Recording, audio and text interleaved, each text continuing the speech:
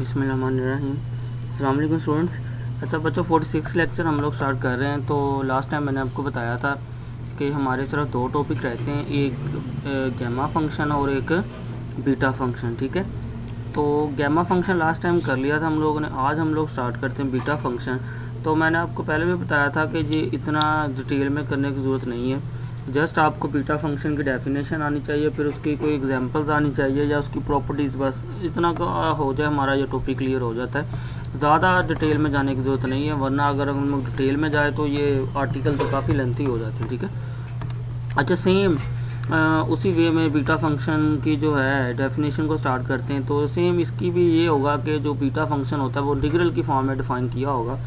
अब है क्या, देखें, कहता है कि जी द इंटीग्रल 0 to 1 x की power m minus 1 1 minus x की power m minus dx which converges for m greater than 0 n greater than 0 is called the beta function.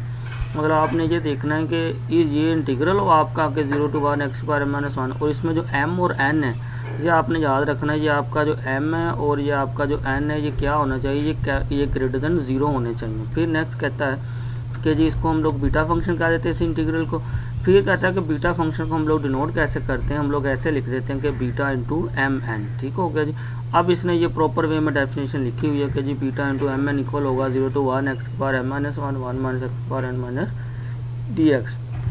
और ये कंडीशन आपने याद रखनी है, ये बहुत ही ज़रूरी है कि ये दोनों जो हैं ग्रेटर देन 0 होना चाहिए। अगर आपका इधर m या n कोई भी लेस देन 0 हुआ तो वो बीटा फंक्शन आपका नहीं होगा। फिर कहता है कि जी beta function is also known as Eulerian integral of the first kind. मतलब कि क्या होगा, इसको हम लोग आइलेरियन इंटीग्रल फर्स्ट काइंड भी बोल देते हैं।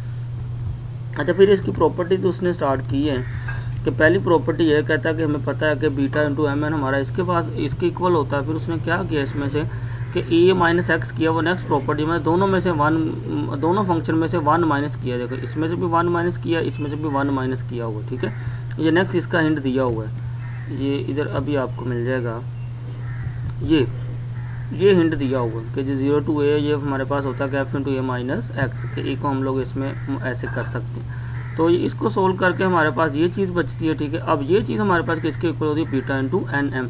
असल में ये प्रॉपर्टी ये बनती है कि बीटा इंटू एम एन बराबर होता है बीटा इंटू एन एम के। ठीक है, देखिए हम इसको लेके चले थे, ये वाली चीज़ कि हम इसको लेके चले थे कि बीटा इंटू एम एन ये लेके चले थे ना डेफिनेशन। तो वो प्रॉपर्टी लगाई ए माइनस एक्स करके, तो ये 1 प्लस का और ये माइनस का कट जाएंगे, तो ये चीज़ बन जाएगी। ठीक है, तो इसमें देखें कि शुरू में m था, m माइनस 1 था, तो इधर m आ गया। दूसरे में n माइनस 1 था, दूसरा n है। अब चूंकि जो हमने इसको प्रूव किया है, सोल्व करने के बाद हमारे पास ये चीज़ आई कि पहले n है तो इसका मतलब इधर पहले n आ जाना, बाद में m है तो इसका मतलब बाद में इधर m। तो असल में प्रॉपर्टी ये बनती है इधर, मतलब कि बीटा इंटू एम एन बराबर होता है बीटा इंटू एन एम के। ठीक है जी, ये दोनों इक्वल होते हैं, ये प्रॉपर्टी है असल में। अच्छा, अब दूसरा है कि बीटा फंक्शन को चेक, कहता है कि जी check whether the given function is beta not. हमको ना एक फंक्शन दिया जा सकता है कि जी हमें कहा जा सकता है कि चेक करें ये बीटा फंक्शन है कि नहीं है। तो सिंपल सा वे, आपने सबसे पहले m और n को सिर्फ चेक करना है कि अगर m और n आपके ग्रेटर देन 0 हुए तो इसका मतलब वो बीटा फंक्शन है, अगर नहीं हुए तो इसका मतलब नहीं होगा। अब देखिए इसमें x की पावर 1/2 था, 1 माइनस एक्स की पावर 4 था। तो आप पहले तो क्या करें इसको कि x माइनस 1 n माइनस 1 और m माइनस 1 की फॉर्म में लिख लें। ठीक है, जैसे देखें इधर आपको पता है कि जी ये क्या होता है, x की पावर m माइनस 1 होता है, तो 1/2 को m माइनस 1 की फॉर्म में लिख लिया। वो हमें पता है कि 3/2 में से माइनस 1 करे तो 1/2 आ जाता है। इसी तरीके से 4 है, 4 को भी हमने n माइनस 1 की फॉर्म में लिख लिया। 4 को हम लोग लिख सकते हैं 5 माइनस n 1। तो अब आप इसमें नोट करें, इधर आपका m कितना है, 3/2 है, n आपका कितना है, 5 है। तो आप नोट करें कि 3/2 आपको पता है 1.5 होता है, तो ये भी ग्रेटर देन 0 है, 5 है तो ये भी ग्रेटर देन 0, मतलब कि m और n दोनों ग्रेटर देन 0 हो गए।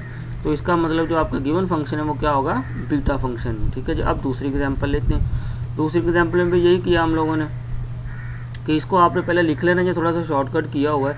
तो इसमें जो आपका जो n आएगा वो -2 है, और चूँकि n minus 1 is equal to -3 है, तो इसमें चूँकि पावर जो n है आपका नेगेटिव आ रहा है, तो इसका मतलब गिवन जो है बीटा फंक्शन नहीं होगा। ठीक है, फिर इसकी ये एक और प्रॉपर्टी है। अच्छा, प्रॉपर्टी में ये कहता है कि प्रॉपर्टी ये होगी, कहता है जी जो बीटा इंटू एम एन है ना, ये बराबर इस चीज़ के कि 0 to इन्फिनिटी x की power m minus 1 1 plus m plus n dx। मतलब कि बीटा इंटू एम एन जो है ये इसके बराबर होता है इस इंटीग्रल के। ये तो उसने बस डेफिनेशन लिखी ना कि बीटा इंटू एम एन बराबर होता है इसके, और ये चीज़ बराबर होती है इस चीज़ के। इसको हमने प्रूव करना है, ठीक है जी। प्रॉपर्टीज़ प्रूव में नहीं आती ज़्यादातर, लेकिन जो छोटी सी प्रॉपर्टी वो आ भी सकती है, इसलिए आपने इसको देख लेना है, लेकिन एमसीक्यूज़ के हवाले से बहुत ही इंपॉर्टेंट है, ठीक है। अब इसको हम लोग प्रूव करते हैं कि ये चीज़ बनती कैसे है ऊपर वाले को डेफिनेशन को यूज़ करते हुए। तो सबसे पहले कहता है आप इसमें क्या कर लो, कहता है लेट कर लो कि x equal to t over 1 plus t. तो इसका dx लिया तो ये बन गया, ठीक है जी। अब इसमें आप लोग सोल्व कर लो इसको कि अगर x इक्वल टू 0 होगा तो t इक्वल टू 0, अगर x इक्वल टू 1 होगा तो t इक्वल टू इन्फिनिटी होगा।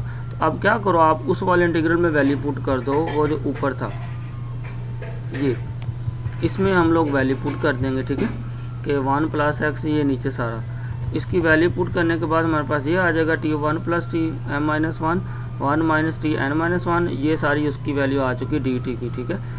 वैल्यू पुट करने के बाद आप इसको करना सोल्व, ये अब आप स्टेप सारे कर सकते हो, इसमें कोई मसला नहीं है। अच्छा, सोल्व करने के बाद देखिए हमारे पास ये रिजल्ट बन गया कि जो 0 टू इन्फिनिटी टी की power n minus 1 1 plus t m plus n, इसको फिर सिंप्लीफाई कर सकते हैं, ठीक है। ये साइड पर उसने हिंट दिया, इसको आप लोग देख लेना, ठीक है जी।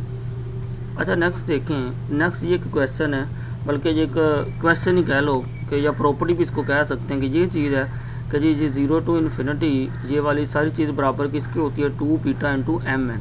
असल में ना ये स्टेटमेंट है, आपने याद रखनी, ये एमसीक्यूज़ के तौर पे आ सकती है। मैं बार बार कह रहा हूँ, ज़्यादा डिटेल में नहीं इसको करना, जस्ट जैसे मैं काम करवा रहा हूँ आप इसको ऐसे करके इसको वाइंड अप कर दें, ठीक है जी। तो इसको उसने प्रूव करना है। तो देखें सबसे पहले उसने क्या किया, देखें कि इसको अब प्रूव कर रहा है हमने, ये 2 beta into m n prove करना था, ये प्लस था दरम्यान में, तो दोनों को पहले उसने अलग अलग कर लिए। देखें अलग अलग इंटीग्रल हो गए। अब अलग अलग इंटीग्रल करने के बाद उसने कहा कि ये असल में आ रहा है कि बीटा इंटू एम एन है, और ये डेफिनेशन किसकी बनती है, बीटा इंटू एन एम की, और beta into n m equal to beta है। तो इसमें आप लोग जब वैल्यू पुट करोगे, बल्कि स्टूडेंट ने ना इधर शॉर्टकट ही किया हुआ है, इस तरह ना इधर शॉर्टकट ही किया हुआ है काम, लेकिन ये हम लोग पिछले प्रूव कर चुके हैं ये वाली चीज़ कि बीटा इंटू ये वाली सारी प्रॉपर्टी के beta into m n equal होता है, ये इसके इक्वल होता है बीटा इंटू एन एम के, ठीक है।